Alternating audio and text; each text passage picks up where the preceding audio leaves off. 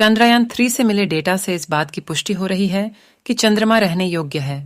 वह भी जितना सोचा गया था उससे कहीं ज्यादा।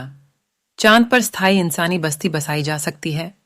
चंद्रमा के दक्षिणी ध्रुव पर विक्रम लैंडर उतरा। तब से लैंडर और रोवर दोनों पर्याप्त डेटा भेज चुके हैं। अगर सारे डेटा को अलग थलग करके देखेंगे तो मामला समझने में मुश्किल होगी। फिर लोग कहने लगते हैं कि ये तो रॉकेट साइंस है।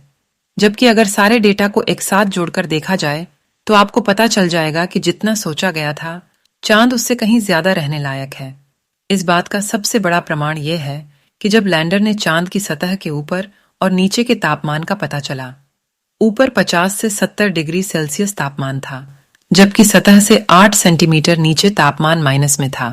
सिर्फ 3-4 इंच में ही इतना अंतर है, लेकिन इन दोनों तापमानों की बदौलत रहने लायक माहौल बनाया जा सकता है।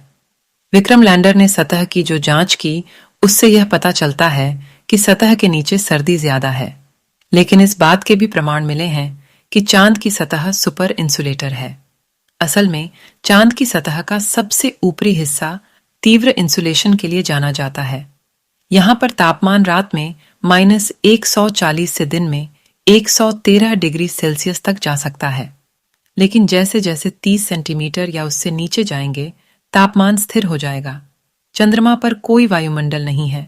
सूरज की रोशनी से सीधा संपर्क है। इसके कुछ हिस्से दिन में 123 डिग्री सेल्सियस तक गर्म हो जाते हैं, जबकि सर्दियों में -233 डिग्री तक चला जाता है। यानी यहां पर इंसुलेशन की प्रक्रिया तेजी से होगी। धरती से इंसुलेशन वाली चीजें ले जाने की जरूरत नहीं है।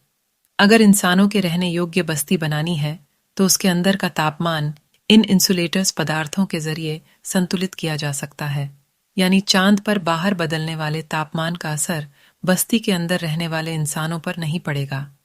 विक्रम लैंडर ने बताया है कि चांद की ऊपरी सतह की तुलना में नीचे की सतह पर तापमान में बड़ा अंतर हो सकता है। साथ ही थर्मल प्रोसेस की मदद से चांद की सतह से ही कंस्ट्रक्शन मटेरियल बनाने का इस्तेमाल किया जा सकता है। प्रज्ञान रोवर के LIBS पेलोड ने भी बताया कि चांद की सतह पर ऑक्सीजन मौजूद है।